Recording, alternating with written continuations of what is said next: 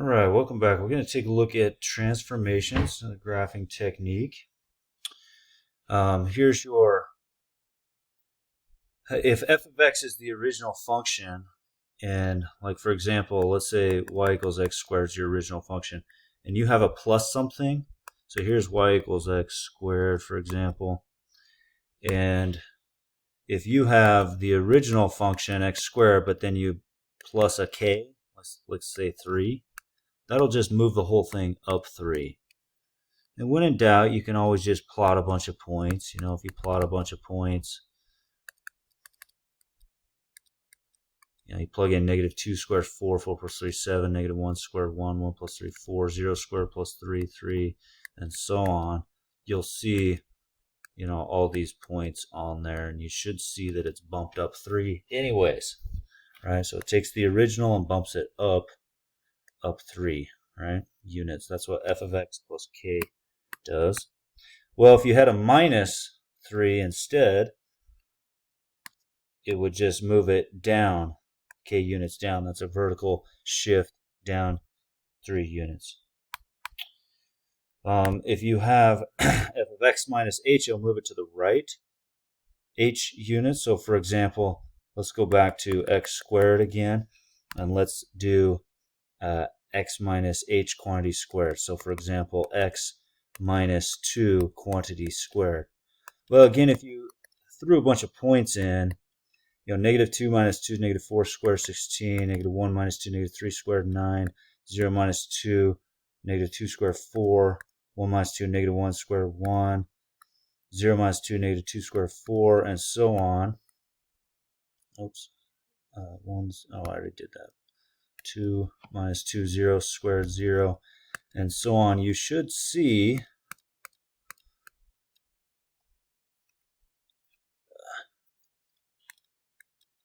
that it shifts it, and I should keep going here, to the right. It takes the original x squared, right? Here's your x squared in blue, and it shifted the whole thing over 2 units. So that's right. So it's a horizontal shift, a rigid horizontal shift right 2 units. That's what that x minus 2 quantity squared does, right?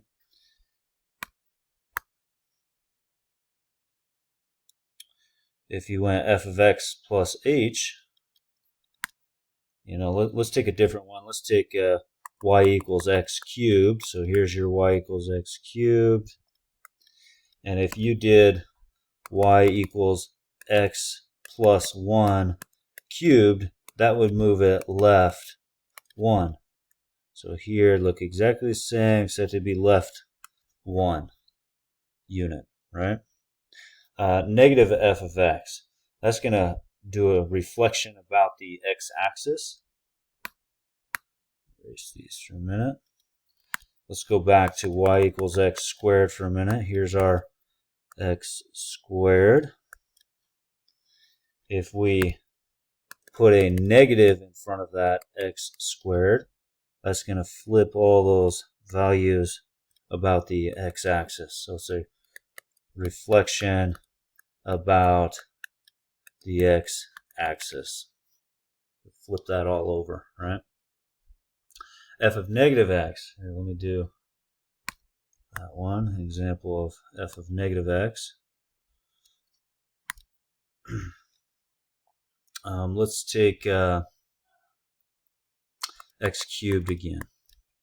So here's our x cubed, blue, and let's say we do f of negative x. So negative x goes in for x, and it's cubed. So negative 1 cubed, negative 1, and x cubed, x cubed. So negative x cubed is what it ends up being. If you plot all those points, that'll flip it around the y-axis. So it'll go like this instead, in red. So that's a reflection about the y-axis. When you replace x with negative x, it'll reflect whatever graph you have about the y-axis.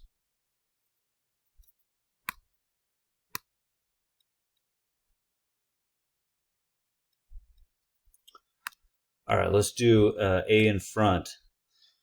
If you put an a in front of a function, let me again start with x squared here. Here's my x squared. And let's say I put like a 2 in front of it, 2 times x squared. Well, if I plot all those points, you're going to see that that vertically stretches all my 2 points. Instead of 1, 1, it'll stretch it out to 1, 2. Instead of 2, 4, it'll stretch it out to 2, 8, and so on. So it stretches all those. That's a vertical stretch. Since that a absolute value of a is greater than 1, it's a vertical stretch by a factor of 2. Okay, so it stretches that out. If you put something in front, like that's less than 1, like 1/3 x squared, now it's going to kind of fatten it out a little bit in black there. So that is a vertical compression. It's a vertical compression or a shrink. Vertical compression. Okay. All right, let's do some examples now. All right, so here's absolute value right here in green is the absolute value of x. This is the parent graph, absolute value of x. Okay. Now, what does this absolute value of x plus 1 do? Well, go back up here. That's this one right here. It'll move it to the left. It's a horizontal shift left 1. Again, if you're not sure, just plug a bunch of points in. And you should see it. You know, if I take the absolute value of -2 plus 1, I get the absolute value of -1, which is 1. I throw in -1 plus 1, that's 0. Absolute value is 0, 0. 0 plus 1, 1. Absolute value of 1, 1. 1 plus 1, 2. Absolute value of 2, 2, and so on. And you plot those, and you should see -2, 1, -1, 0.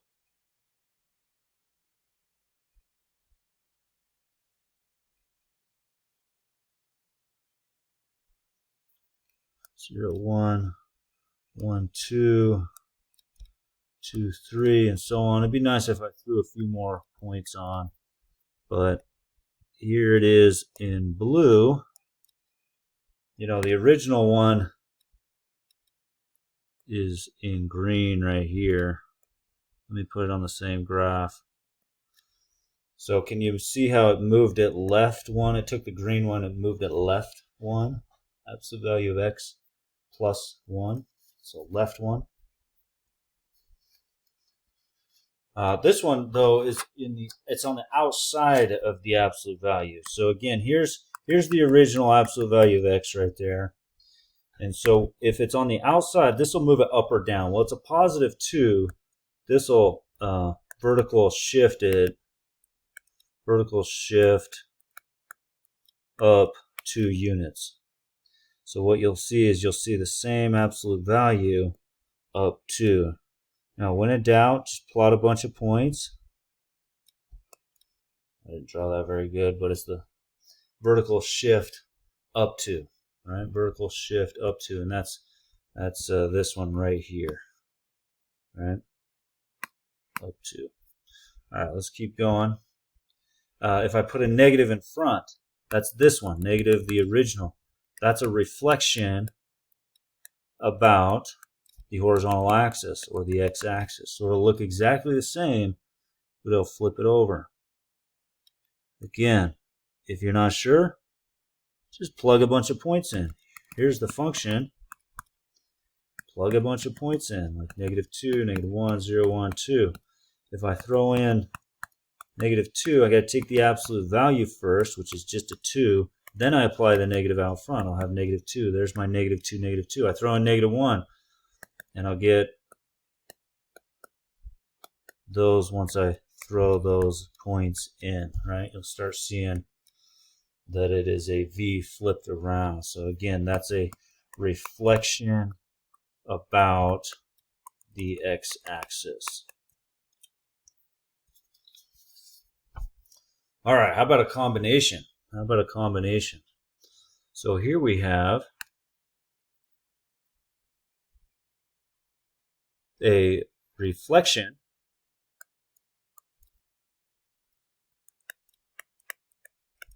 about the x-axis.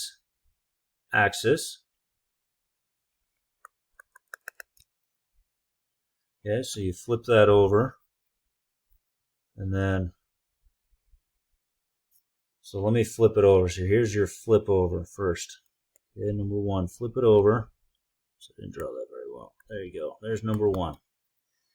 Now, number two is I'm going to go, it's plus one. That's actually, it's kind of counterintuitive, but that'll move it left one. So horizontal, shift left 1 unit. So now I've flipped it over, but I've moved it left 1. So here I am after number 2. And finally, number 3, I'm going to do in red right there, that plus 2 on the end. That's a vertical shift up 2. So now I'm going to move this up 2. So I end up at right here, and I can draw the final one up 2. And there's all my transformations.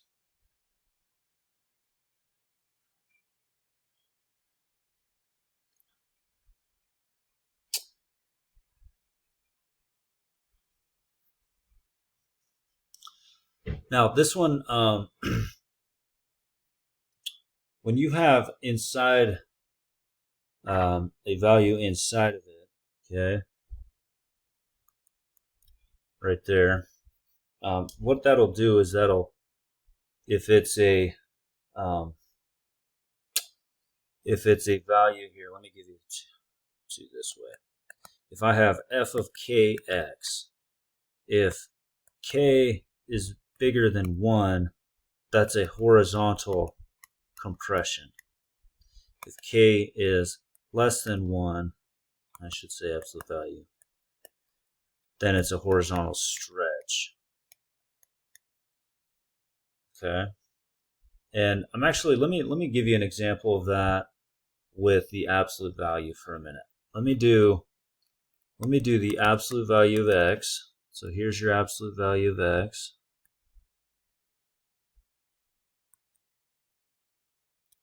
And let me do in red, let me put like a 3x in for x. Okay? Or you know what, let me make that a 2x for simplicity here. Okay, let me plug some points in. I throw in 0, absolute value of 2 times 0 is absolute value 0, 0. Right? So it still has this point.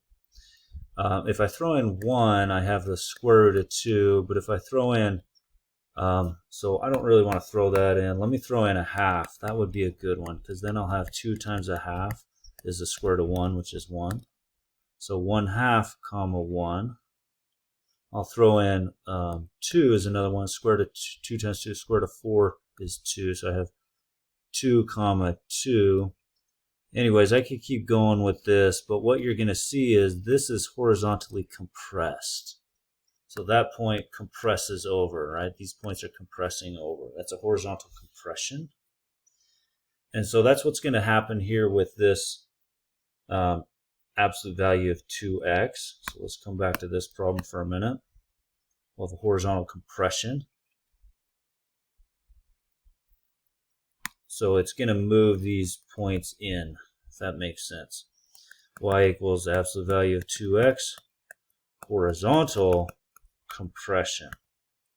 And you could plot some points if you wanted to. 0, 2 times 0 is 0. Absolute value of 0, 0. 1, absolute value of 2 times 1 is 2. 2, absolute value of 4, 4. And so on. Let me go to the left. Absolute value negative 2, 2. Absolute value negative 2 times 2, negative 4. Absolute value negative 4, 4. So 0, 0, 1, 2, 2, 4, and so on. So there's the absolute value of 2x. My original in red. Here's my original. Let me graph the original on this. The original's in red here. So it's actually compressed these. It's horizontally compressed the points in. Okay. Now I do want to point something out here.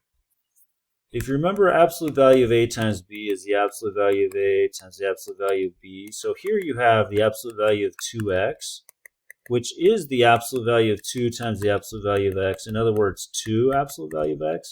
So another way to think about this is that's also a vertical stretch as well, if you want to do that, which means these red points are moving up, right? It's stretching it out vertically, and you still end up with the same graph. So horizontal compression and a vertical stretch in this case with this function is the same graph, right? That you end up with your transformations. All right, now if I put a number in front that's less than 1, that'll be a vertical compression, okay? So here's my x cubed. So what would 1/2 x cubed do? Let me do 1/2 x cubed. You know, if I plotted a bunch of points, start with -2. Well, -2 cubed is -8. -8 divided by 2 is -4. So I get -2, -4. If I throw in -1, I get -1/2, 0, 0, and so on.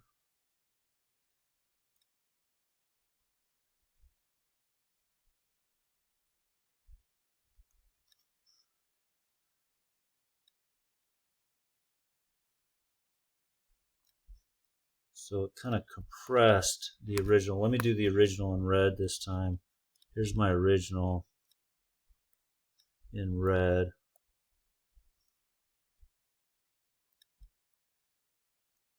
And so it has taken the points and it's vertically compressed them down, right? So all the points are being compressed, or in this case, up there, it's compressing it. Kind of think about putting your hands on the end of it and pushing them down, pushing them up, right? You're kind of compressing it to get that blue one, a vertical compression. So again, vertical compression because the number in front, we'll call that A, is less than 1, greater than 0. That's a vertical compression. Okay. Uh-oh, my screen's going wacko on me. Come on. No. There we go. Okay. Well, how about this one? We've got the original. Here's the square root of x. So how about square root of x minus 2 minus 1? Well, that's going to move it. It's underneath, and it's a -2, so it's going to move it right 2. So now we have the original square root, but I've moved it right 2. Number 1, I move it right 2. And then this one right here, number 2, that's going to vertically shift it down. Shift down 1 unit, right? So now I move that down right here and I graph it. So this will be, and you could graph some points if you wanted to, right? If you plug some points in, like, oh shoot, I forgot to move it right 2. I'm sorry, the red one's wrong. Do that. I moved it right 2 and then down 1. So you would plug in 2 first, because the square root of 2 minus 2 is the square root of 0. 0 minus 1 is -1. So you have 2 -1. Then you'd plug 3 in. 3 minus 2 is 1. Square root of 1 is 1. 1 minus 1, 0. Then I plug in 6 would be a good one. 6 minus 2 is 4. Square root of 4 is 2. 2 minus 1 is 1. And you get those points there that I have. That one, 3, 0, 6, 1, and so on. See that it is shifted right 2 and down 1. Yeah, the reflection about an x or y axis you want to do first. So here, number 1, I'm going to reflect about the x axis. So now my square root function. Oops, I didn't do that very well. Oh, that's awful. Is like that. That's my reflection about the x-axis. It's flipping everything over. And then number 2, it's a +1 underneath. So that's actually going to take it left 1. Again, you could always plot some points. So now I have this left 1. That's my left one. And finally, right here in green, the third step is I'm going to go down 2. Down 2. So there it is. And I could graph some points if I wanted to. I'd plug -1 in first. I'd plug in 0.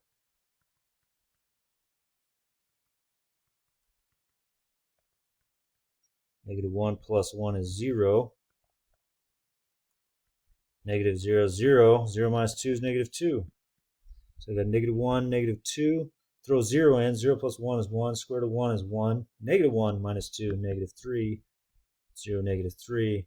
Another good one would be 3. 3 plus 1 is 4. Square root of 4 is 2. -2 minus 2 is -4. So we got, anyways, and so on. And you can kind of see all those transformations that we showed. So reflection about the x-axis, left 1, down 2.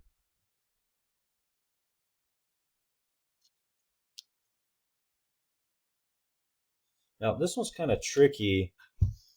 I've got it in this form. Let me put it in a form that I can read with my transformations. I don't like this form here. And so I'm going to put it as the x first. So -x plus 4 plus 2. Now what I'm going to do is I'm going to take the negative out.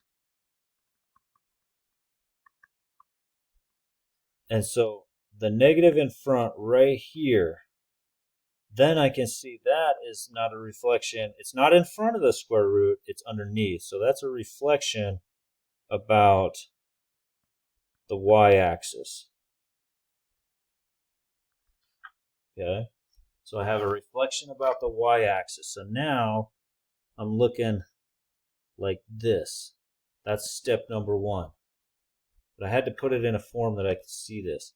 Now I address number 2. That is a horizontal shift right 4. So now it's like this in red.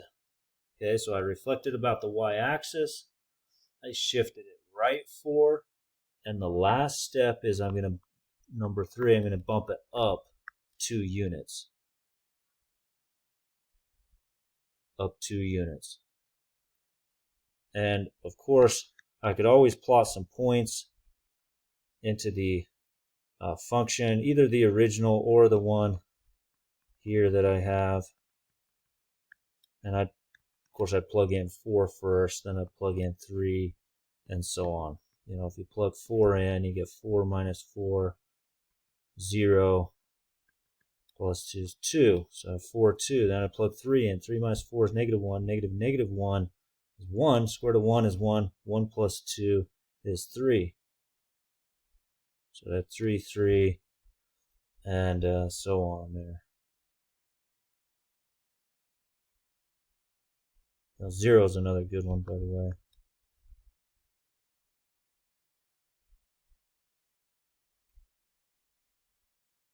Anyways, that's kind of the best I can draw that there.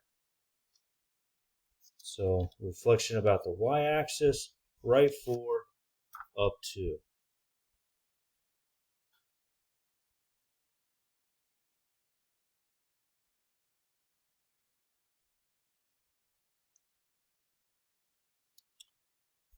Okay, this one we've got another negative. So the negative part, the negative in front, is a reflection about the x-axis. But that number is less than 1. And so it's actually not only a reflection about the x-axis, it also vertically compresses it. okay, because it's less than 1, the absolute value of that. So it's going to be a little skinnier. So I flip it over and it's skinnier. It's kind of like that right there. And then that minus 2, that'll be right 2. And finally, the minus 1 on the end, that'll be, oh, I'm sorry, down, minus 1. That'll be down 1. Okay, so it'll be right 2, in blue, right 2, still skinny, and then down 1, kind of like that.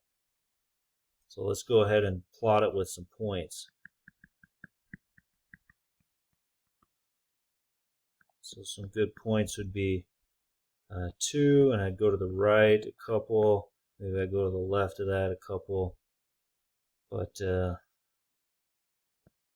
have 2, -1 right there. I could plug 3 in. 3 minus 2 is 1. 1 squared 1. -1/2 minus 1, -3/2. So kind of like that right there. Oh, I'm so sorry, you guys. I said vertical compression. Ugh. A compression, you guys, is fatter. Ugh. Gosh dang it. So my red one here is supposed to be fatter, not skinnier, not a stretch. Vertical compression. I'm so sorry, you guys. Fatter. Make it fatter. Then move it right to, my apologies. Then move it right to, I'm still kind of fatter. Vertical compression. And then number 3, now it's down 1. Now it's down 1. Okay, which again is why I got this point 3, comma, -1/2. I could plug in 4. 4 minus 2 is 2. 2 squares 4. -4 over 2 is -2 minus 1 is -3. So 4, 3, anyways, so on. But you can kind of see this is a little bit fatter than the normal parabola. I just am having a hard time graphing that. Okay. The other thing I want to point out at the end of this lecture here, make sure you're doing it by hand. You know, you're going to have to be able to conceptually create these things with your transformations, but not a bad idea to just check them with Desmos at the end. Again, you don't have this on your test, of course, but it's always not a bad idea to take a look at it. Let's show you the transformations here. So we have the original function that you're comparing it to is x squared, but we have y equals -1/2 x minus 2 squared minus 1, right? So flips it over. In fact, let's go through them one by one. Let's flip it over. That's the negative in front. And let's put a 1/2 there. There's flipped over, vertically compressed, so it's a little fatter. That's step 1. Flipped it over, compressed it, made it a little fatter. Now I have the shift to the right 2, x minus 2 squared. Now it's right 2. And the last part